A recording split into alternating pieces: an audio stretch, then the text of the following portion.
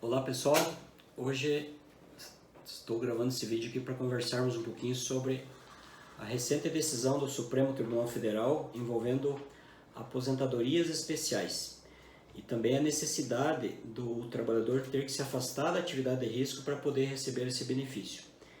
Então eu separei aqui em 4 partes, com base nos principais questionamentos que nós tivemos dos nossos clientes no decorrer dessa semana que passou, após essa decisão do Supremo. Então, vamos falar um pouquinho sobre essa decisão que afeta diretamente os trabalhadores que continuam desenvolvendo atividade de risco e estão recebendo, ou ainda que vão receber a aposentadoria especial.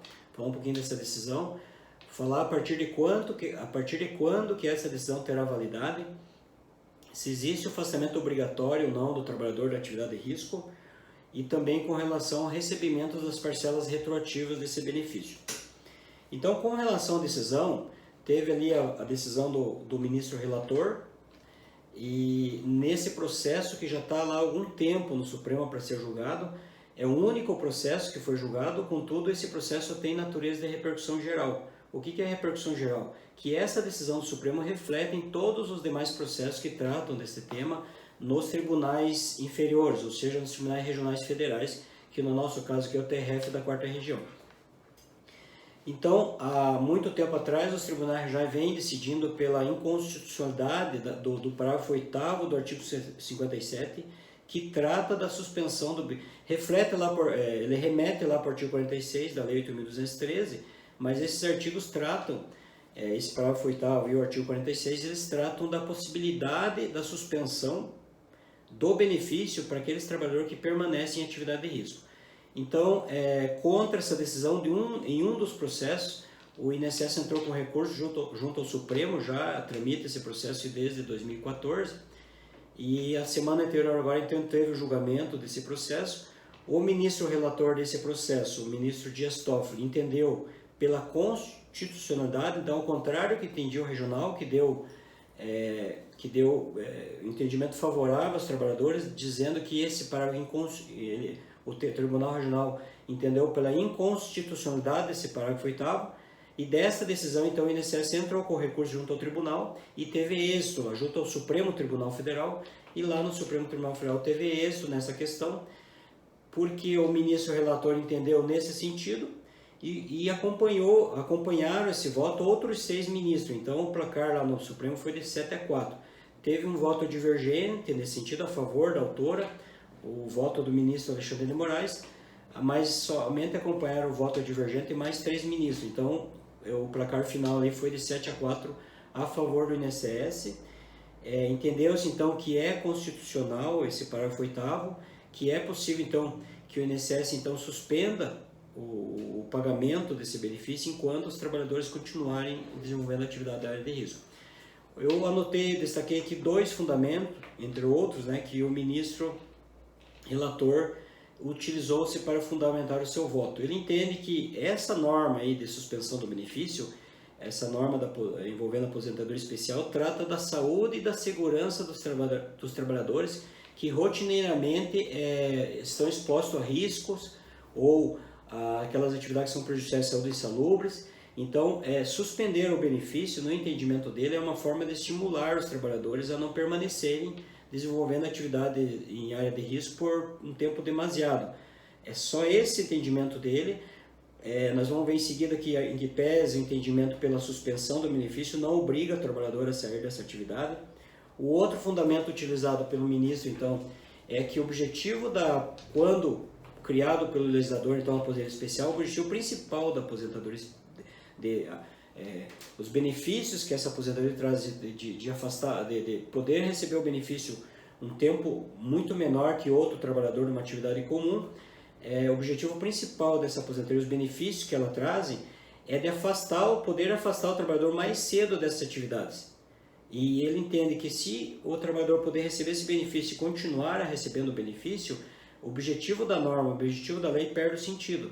Então, ele embasou seu voto no objetivo principal da criação da aposentadoria especial, que é justamente o afastamento do trabalhador, para poder receber o benefício. Esses 2 itens eu destaquei, que foi utilizado então no voto do ministro relator, como fundamento da decisão. Uma outra questão que foi já nos questionado aqui é o seguinte: se essa decisão inclui os processos, os trabalhadores cujo processo não está tramitando na via judicial ou que já terminou na via administrativa, que já estão aposentados. Que não está em discussão na via judicial essa decisão e, portanto, o trabalhador já está recebendo sua aposentadoria, seja por uma decisão administrativa, seja por uma decisão judicial no passado, mas que já há muito tempo vem recebendo e o processo já terminou. No meu entendimento, sim, inclui os trabalhadores, os demais trabalhadores, após essa decisão do Supremo Tribunal, após começar a valer essa decisão, o INSS, por uma decisão administrativa, poderá então suspender o benefício desses trabalhadores também. A partir de quando que vai começar a valer essa decisão? Precisa primeiro ser publicada essa decisão no âmbito do Supremo e depois o Tribunal Regional seguir esse entendimento nos demais processos. Lembrando que ainda lá no Supremo cabe o tal dos embargos de declaração. O que é os embargos de declaração? Qualquer uma das partes envolvidas lá nesse processo, tanto a autora desse processo quanto o INSS, pode protocolar o chamado embargo de declaração, que serve para esclarecer essa decisão. Algum ponto que não ficou muito claro, alguma obscuridade, alguma contradição, então é possível protocolar.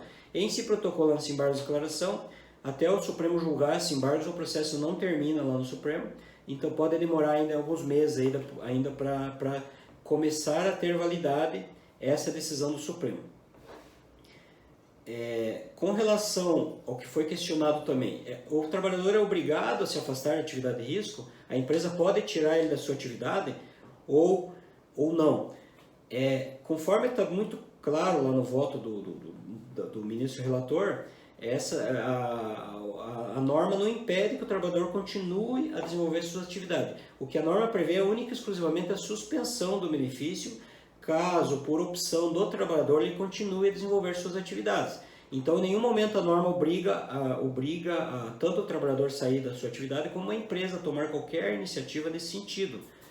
É claro que, internamente as empresas, os trabalhadores podem, talvez, tentar negociar com as empresas no sentido de mudar de atividade, ou ir para uma área administrativa, ou ir para uma área técnica que não exponha risco para não ter os seus benefícios suspensos. Por outro lado, se ele optar em continuar, nem a empresa pode tomar qualquer iniciativa nesse sentido, de retirar ele da atividade ou até rescindir o contrato de trabalho, e nem ele é obrigado a se afastar. Única e exclusivamente a decisão vincula o trabalhador e o INSS, sendo que o INSS deve suspender o benefício em caso dele permanecer na atividade, ou em caso do afastamento, o INSS manter o benefício.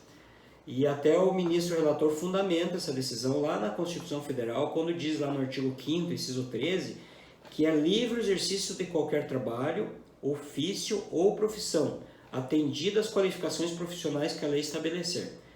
Por outro lado, o questionamento que vem, mas se de um lado a lei federal, a lei 8.213, determina que o INSS possa suspender o benefício do trabalhador permanecer na atividade de risco, por outro lado, a Constituição garante que o trabalhador pode continuar a desenvolver sua atividade com base no livre exercício de qualquer trabalho, no livre exercício do trabalho.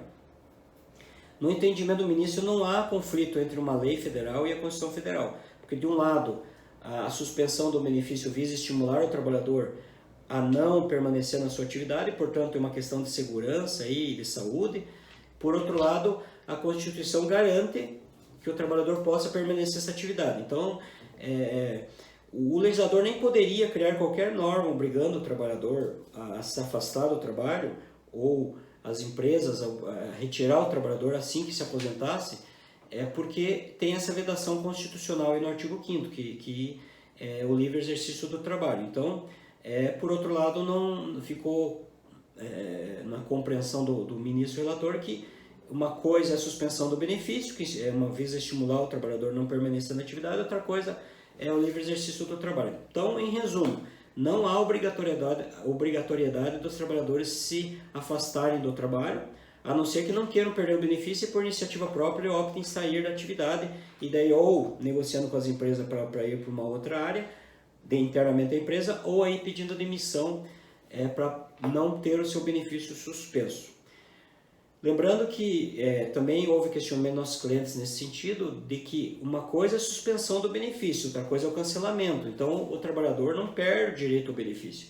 Quando ele se afastar da atividade, ele volta a receber. Por óbvio, né? Porque é o direito adquirido do trabalhador. A condicionante é só o afastamento da atividade de risco. Também, essa decisão não impede que o trabalhador exerça outra atividade qualquer, desde que não seja uma área de risco, uma atividade de risco. Então, não só não força o trabalhador a sair da atividade, como também não impede que o trabalhador exerça outro tipo de atividade, podendo, então, nesse caso, continuar a receber o benefício dele. Para terminar, eu queria dizer o seguinte: houve questionamento do INSS lá no recurso para que fosse definido em que data deveria ser fixada a DIB. O que é a DIB? Data de início do benefício para fins de recebimento financeiro. Então, no entendimento do ministro, a DIB deve ser fixada na data da decisão, ou na decisão administrativa, caso o INSS defira. A DIB deve ser fixada na data do pedido administrativo lá atrás, no protocolo do pedido administrativo. Inclusive, tem uma previsão legal nesse sentido, que é o artigo 49 da Lei 8.213, que diz que a DIB é a data do protocolo administrativo. Por outro lado, ele entende que o INSS, então, o trabalhador tem direito a receber as parcelas retroativas desde a data do protocolo até a data de decisão. O que não ficou muito claro e será objeto de discussões futuras aí é com relação às parcelas recebidas após a decisão que determinou a implantação do benefício, seja do INSS, seja do tribunal. Porque o trabalhador continuou na atividade de risco e está recebendo desde então. Então, como é que ficam essas parcelas após a decisão? Isso será objeto de discussão futura, até porque já tem uma discussão judicial aí. Isso então não está claro a partir da decisão como é que ficam esses valores recebidos, que em tese o trabalhador teria que devolver, mas há discussões judiciais aí que, por ser uma verba alimentar recebida de boa fé e por ter natureza, por ser uma verba que decorre de uma decisão judicial, por ter natureza alimentar e por ter o trabalhador recebido de boa fé, não há necessidade de devolução. Não comporta devolução essa verba aí. Então, ainda, isso aí talvez na fase de execução ou talvez em outras demandas judiciais poderá ser discutida a possível devolução desses valores. Ou talvez nessa mesma decisão, qualquer das partes lá pode embargar lá para que seja esclarecido aí essa questão, se realmente somente até a decisão ou também após a decisão, enquanto o trabalhador permaneceu na atividade, se tem direito a receber os retroativos. O que ficou então assegurado na decisão é que, sim, até o momento da implantação do benefício, o trabalhador tem direito a receber. Então, quem tem precatório e aguardando para receber precatórios, ou quem tem ainda o processo andando e que não teve decisão administrativa ou não teve ainda decisão judicial, vai poder receber, então, até a data da implantação, as parcelas retroativas. Eu acredito que é isso, pessoal. Eu trouxe esses 4 pontos aí para nós conversarmos com relação aos fundamentos da decisão, com validade a partir de que momento vai ter validade a decisão. Então precisa terminar o processo no STF. Esse processo terminando lá, o Tribunal Regional vai seguir esse entendimento e só a partir de então o INSS então poderá aí suspender o benefício dos trabalhadores. O não afastamento obrigatório das empresas é uma opção do trabalhador se afastar ou não para poder receber ou não o benefício. E também falei com relação aos recebimentos das parcelas atrasadas, que até a data do início do recebimento, até a data da implantação, o trabalhador tem direito a receber os valores retroativos. Ou seja, a DIB deve ser considerado desde a data do protocolo administrativo. Espero ter sido mais ou menos claro aí, esclarecido um pouco melhor essa decisão, porque a gente sabe que decisões judiciais têm muito termo jurídico, então para quem é leigo na área jurídica aí, tem uma certa dificuldade de compreensão.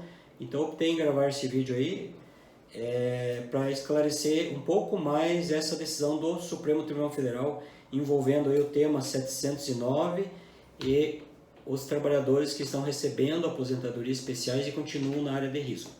Agradeço a atenção de todos, muito obrigado.